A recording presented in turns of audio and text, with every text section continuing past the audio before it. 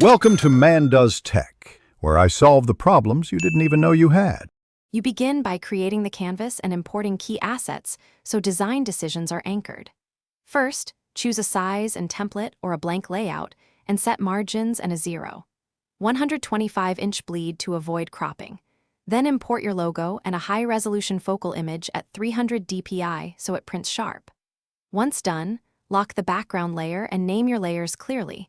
This prevents accidental moves and speeds later edits. Make sure to set the color mode to CMYK if you plan to print, because RGB looks different on paper.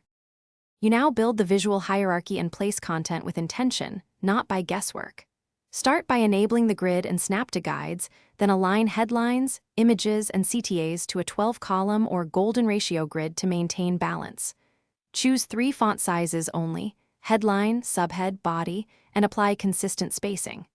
Next, pick a color palette and check contrast so text remains legible. While you work, group related layers and use adjustment layers for color tweaks.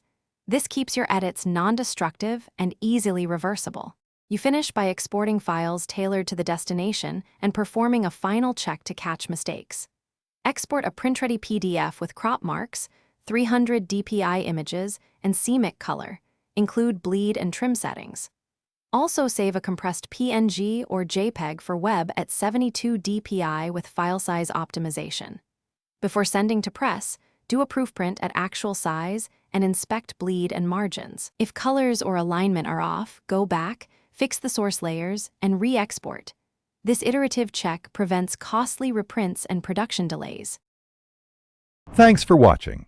If you found this helpful, don't forget to like and subscribe.